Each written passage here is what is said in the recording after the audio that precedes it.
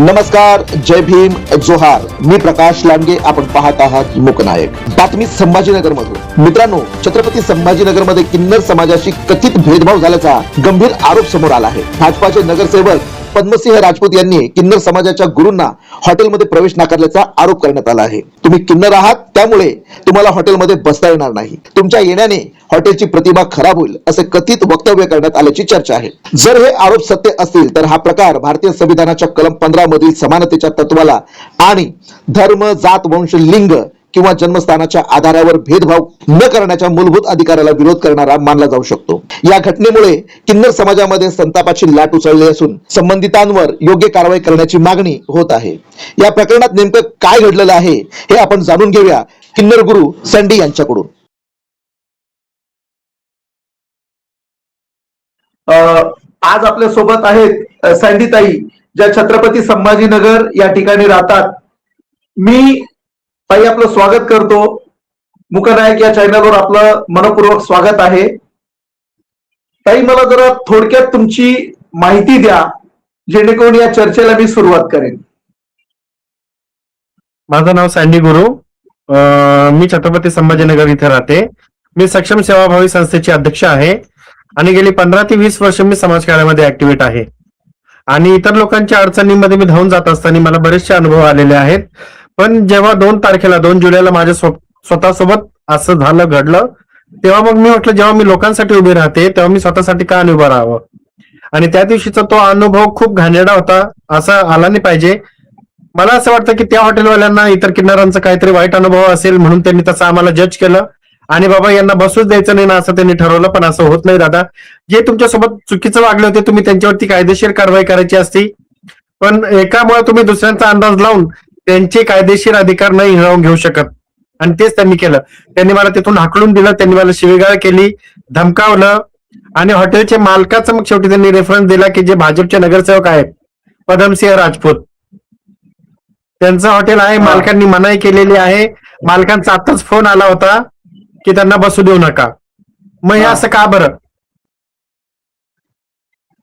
हॉटेलमध्ये कुठे लिहिलं होतं का की किन्नर समुदायाला हॉटेलमध्ये प्रवेश नाही? असं कुठेच नव्हतं.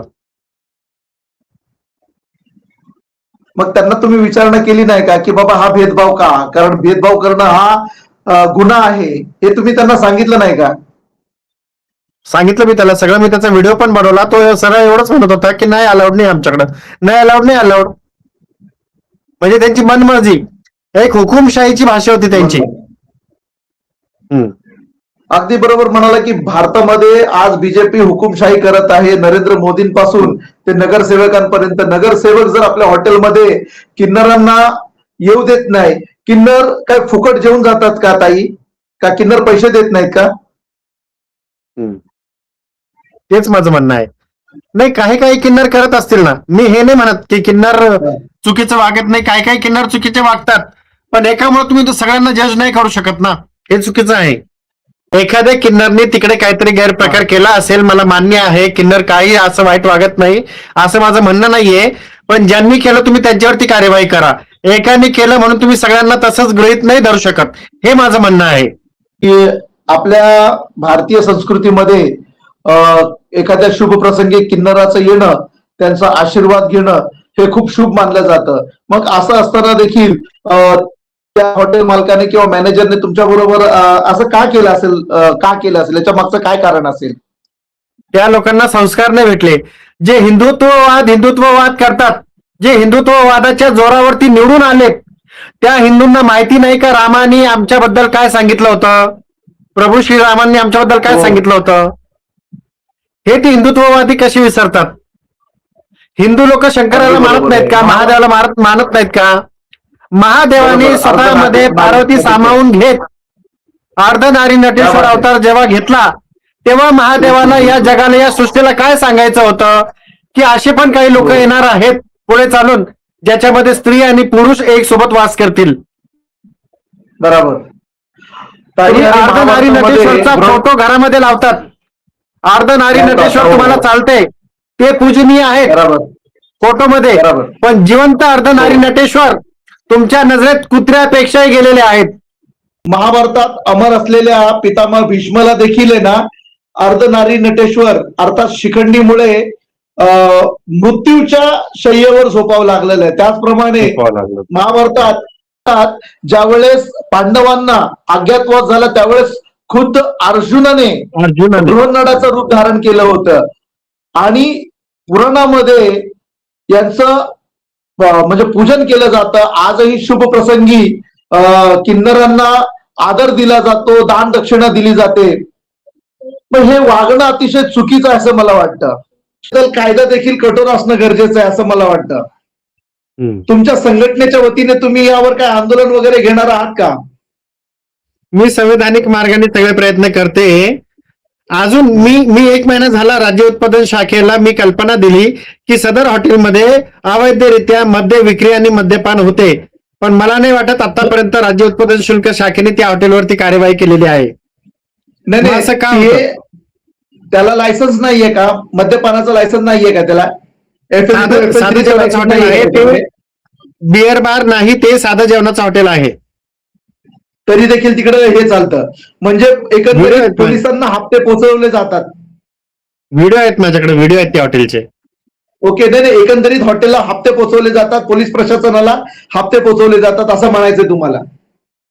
आमचे लोक जेव्हा रस्त्याच्या कडेवरती उभा राहून वेश्या व्यवसाय करतात ना, देह विक्री, क्राईम ब्रांच आणि लोकल पोलीस स्टेशन इतके ऍक्टिव्ह होतात त्यांची ड्युटी निभावण्यासाठी की हे सगळं चालत नाही, शहर तुम्हाला खराब करायचंय का? मग हे अवैध ढाब्यांना दिसत नाहीत का? दिसायला पाहिजे. तेच तर सांगतोय मी की नाही, यांना हप्ते पोहोचवले जात असावेत. मग हिजड्यांना पळू मारतात, दांड्याने पळू मारतात.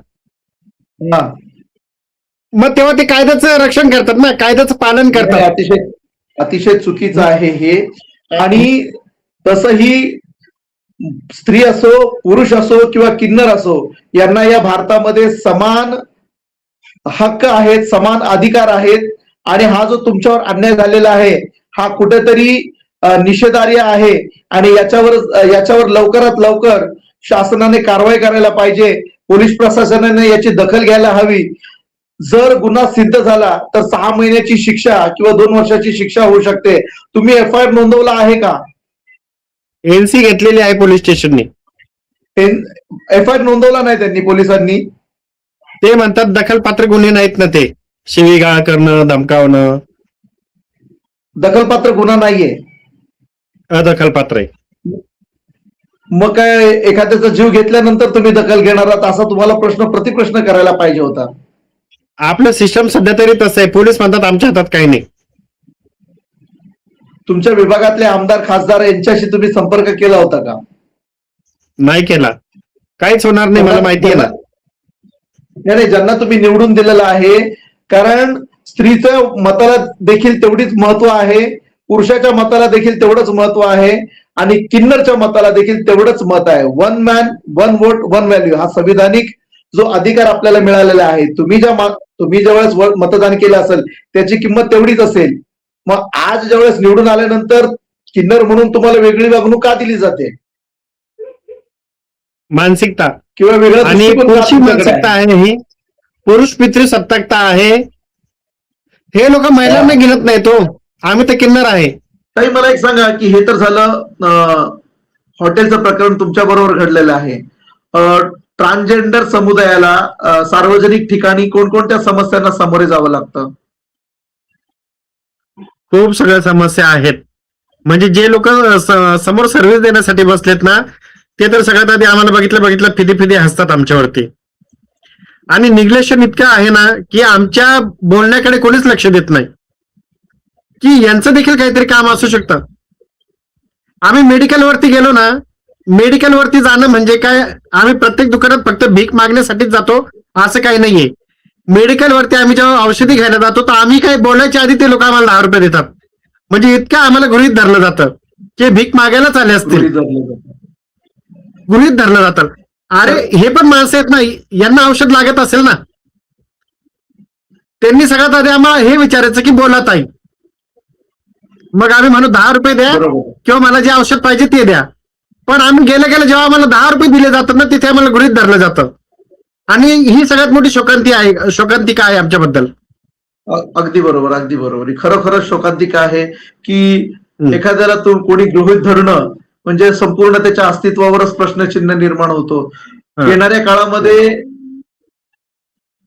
किन्नर समुदायावर अशा प्रकारचे अन्याय होऊ नये आणि किन्नर समुदायाला देखील मान सन्मानाचं वागणूक मिळावी याकरिता सरकारने पाऊल उचलावं असं आपल्याला वाटतंय का? उचलायला पाहिजे. त्यांनी कोणाच्या बोलायची वाट नाही बघायला पाहिजे ना. का मोर्चे येतील, आंदोलनं होतील, आत्मदहन होईल, त्याच्यानंतर आपण कायदा करू गरजेचं नाही ना. तुम्हाला कळायला पाहिजे ना भारतामध्ये आज किन्नरांची काय कंडिशन आहे, किन्नरांची काय परिस्थिती आहे. एकीकडे पोलीस म्हणतात की भीक मागायची नाही, देह विक्री करायची नाही, पण दुसरीकडे शासनाकडे आमच्यासाठी काय योजना आहेत, नोकरीमध्ये कामाला किती तरतूद गेल्यावर आहे. नाही, आणि कुठे कामाला गेलं तर तिथंही वाईट नजरेचा सामना करावा लागत असेल. कामाला आम्हाला कोणी घेतच नाही, घेतच नाही. बरोबर आहे. कोणीच घेत नाही. ओके ताई, मी चॅनलच्या वतीने तुमचा आवाज जनतेपर्यंत पोहोचवण्याचा प्रयत्न करतो, जनतेच्या माध्यमातून सरकारपर्यंत पोहोचवण्याचा प्रयत्न करतो. तुमच्या बरोबर जो अन्याय झाला तो खरंच अमानवीय आहे. संविधानाच्या राज्यामध्ये हुकुमशाही आणि कुठंतरी दडपशाहीचं राज्य सुरू आहे असं वाटतं. येणाऱ्या काळामध्ये तुम्हाला जो अन्याय झालेला आहे, तुमच्यावर जो अन्याय झालेला आहे त्याला न्याय मिळेल अशी मी सरकार दरबारी चॅनलच्या माध्यमातून प्रार्थना करतो. आपण माझ्या चॅनलवर आला, आपण आपलं दुःख या ठिकाणी व्यक्त केलं, त्याबद्दल मी आपला आभारी आहे. खूप खूप धन्यवाद. नमस्कार.